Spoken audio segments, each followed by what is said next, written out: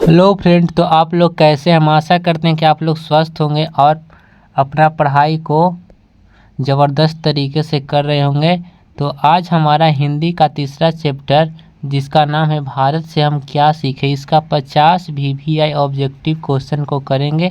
और ये वीडियो देख लेते हैं तो आपका तीसरा चैप्टर का सारा ऑब्जेक्टिव मतलब एक भी ऑब्जेक्टिव क्वेश्चन नहीं छूटेगा। तो चलिए बिना देर के वीडियो को स्टार्ट करते हैं। तो आज का पहला क्वेश्चन है कि लैटिन कवि वर्जिल पर किसने एक बड़ी अच्छी कविता लिखी थी।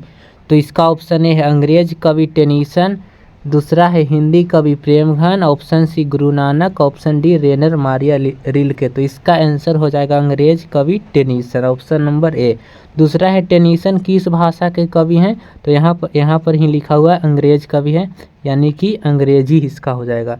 चलिए आगे बढ़ते हैं। 3 नंबर हमारा क्वेश्चन क्या है, 3 नंबर है मैक्स मूलर का जन्म आधुनिक जर्मनी के किस नगर में हुआ था। तो इनका जन्म हुआ था डेसाओ में। कहाँ? डेसाओ में, ऑप्शन नंबर सी हो जाएगा। अगला क्वेश्चन है कि भारत किसकी भूमि है। तो भारत किसकी भूमि है, तो भारत ब्राह्मण या वैदिक धर्म की भूमि है।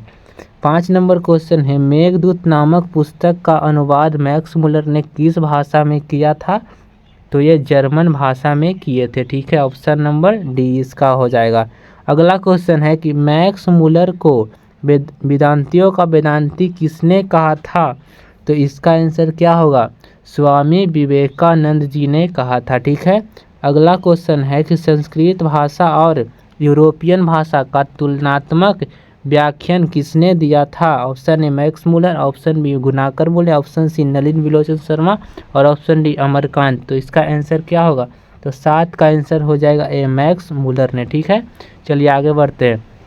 अगला क्वेश्चन है कि महारानी विक्टोरिया ने नाइट की उपाधि प्रदान की थी, किसको की थी। तो 8 का आंसर हो जाएगा मैक्स मूलर को की थी, ठीक है। चलिए आगे बढ़ते हैं। 9 नंबर क्वेश्चन है कि कठ और केन उपनिषद का अनुवाद मैक्स मूलर ने किस भाषा में किया था। तो 9 का आंसर हो जाएगा सी, यानी कि जर्मन भाषा में। चलिए आगे बढ़ते हैं। 10 नंबर क्वेश्चन है कि लीपजिंग विश्वविद्यालय में मैक्स मूलर ने किस भाषा का अध्ययन किया था। तो इसका आंसर हो जाएगा क्या, संस्कृत भाषा का, ठीक है।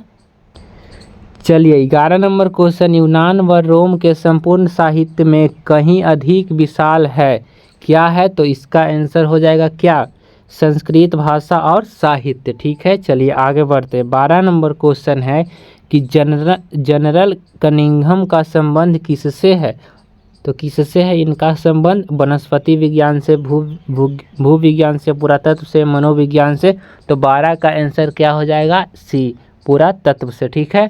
चलिए अगला क्वेश्चन 172 दारिस नामक सोने के सिक्का का घड़ा कहाँ मिला था। तो कहाँ मिला था, इसका आंसर क्या हो जाएगा, वाराणसी में मिला था, ठीक है, बनारस। चलिए आगे बढ़ते हैं। 14 नंबर क्वेश्चन है नालंदा विश्वविद्यालय कहाँ पर स्थित है। तो बिहार में ये है, इसका आंसर क्या हो जाएगा ए। 15 नंबर क्वेश्चन भारत से हम क्या सीखे, इसके रचनाकार कौन है। तो इसके रचनाकार हैं मैक्स मूलर, ठीक है, मैक्स मूलर। चलिए आगे बढ़ते हैं। 16 नंबर क्वेश्चन है और ये 2021-23 दोनों में पूछा गया है, निर्वंश विद्या का संबंध किससे है। तो निर्वंश विद्या का संबंध किससे है, मानव विज्ञान से, यानी कि 16 का ऑप्शन नंबर सी हो जाएगा। अगला है वारेन हेस्टिंग था, वारेन हेस्टिंग क्या था। तो ये भारत का गवर्नर जनरल था, ठीक है। दारिस क्या है, तो दारिस क्या है, सोने की प्राचीन कालीन सिक्का है, ठीक है, ऑप्शन नंबर बी इसका हो जाएगा राइट आंसर। 19 नंबर क्वेश्चन है प्लेटो का संबंध किस देश से है। तो इसका संबंध किस से देश से है, तो यूनान से है। शाहनामा का रचनाकार कौन है, ऑप्शन नंबर बी 10वीं-11वीं सदी में, ठीक है। मुंडा किस देश की जाति है। तो मुंडा किस देश की जाति है, तो मुंडा भारत देश की जाति है, ठीक है। चलिए आगे बढ़ते हैं। अगला क्वेश्चन है संस्कृत का अग्नि शब्द लैटिन में किस रूप में मिलता है। तो 22 का आंसर हो जाएगा सी, इग्निस रूप में, इग्निस, ठीक है, इग्निस। चलिए आगे बढ़ते। सर विलियम जोन्स ने भारत की यात्रा कब की थी। इसका आंसर हो जाएगा डी, 1783 ईस्वी में, अगला क्वेश्चन, भारत में हम क्या सीखे पाठ में नए सिकंदर विशेषण किसके लिए प्रयुक्त हुआ है? तो इसका आंसर हो जाएगा सी, युवा अंग्रेज अधिकारियों के लिए। चलिए आगे बढ़ते हैं। अगला क्वेश्चन है कि हकर्स क्या है? हकर्स क्या है?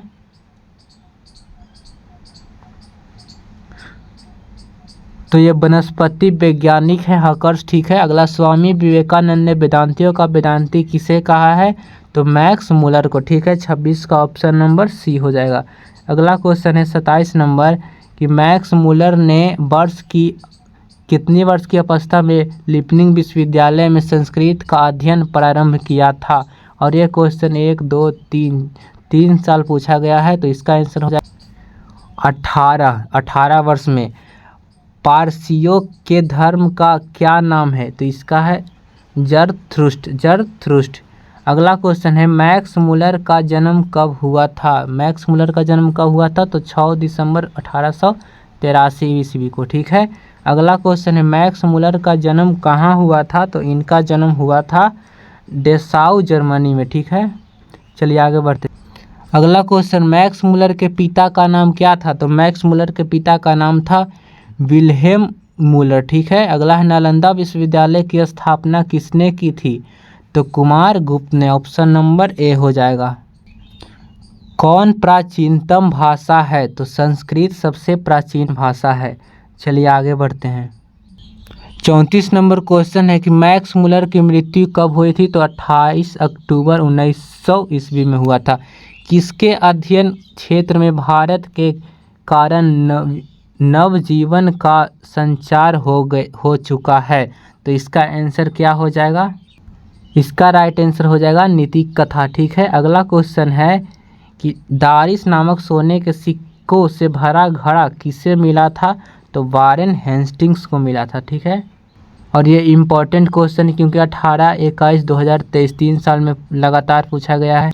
अगला क्वेश्चन, मेघदूत का जर्मन में अनुवाद किसने किया था? तो ये किसने किया था? मैक्स मुलर ने, ठीक है। भारत से हम क्या सीखे, यह क्या है? तो भाषण है। ऑप्शन नंबर सी इसका राइट आंसर हो जाएगा। मैक्स मुलर के अनुसार सच्चे भारत के दर्शन कहाँ हो सकते हैं? तो कहाँ हो सकते हैं? ग्रामीण भारत में। प्लेटो और कांट थे महान, किस चीज़ के महान थे? दार्शनिक के महान थे। अगला क्वेश्चन है कि हितोपदेश का जर्मन भाषा में अनुवाद किसने प्रकाशित करवाया? तो इसका राइट आंसर हो जाएगा मैक्स मुलर ने। अगला क्वेश्चन है कि मैक्स मुलर ने कालिदास की किस पुस्तक का जर्मन भाषा में अनुवाद किया? तो 42 का आंसर हो जाएगा मेघदूत का, ठीक है। चलिए आगे बढ़ते हैं। अगला क्वेश्चन है कि दक्षिण भारत में द्रविड़ भाषा परिवार की कौन सी भाषा अधिक प्राचीन है? तो इसका आंसर हो जाएगा तमिल भाषा। अगला क्वेश्चन है पुरानी स्लावोनिक भाषा में चूहे को क्या कहते हैं? तो चूहे को क्या कहा जाता था? तो माइस कहा जाता था, माइस, ठीक है। अगला क्वेश्चन है मैक्स मुलर ने सर्वविध संपदा और प्राकृतिक सौंदर्य से परिपूर्ण किस देश को माना है? तो इसका अपना ही देश हो जाएगा भारत, यानी कि ऑप्शन नंबर सी इसका राइट आंसर हो जाएगा। 46 नंबर क्वेश्चन है कि ज्ञातव्य का क्या अर्थ है? तो इसका option number A right answer हो जाएगा जानने योग्य। मैक्स मुलर कौन सी भाषा में बाल्यकाल में ही निपुण होकर कविता लिखने लगे थे? तो 47 का ऑप्शन क्या हो जाएगा? बी हो जाएगा, लैटिन भाषा में। अगला क्वेश्चन है भारत को कैसे स्वप्नदर्शियों की आवश्यकता है? तो इसका आंसर हो जाएगा सर विलियम जोन्स की तरह, ठीक है। मैक्स मुलर ने मानव सभ्यता का मूल स्रोत किसे माना है?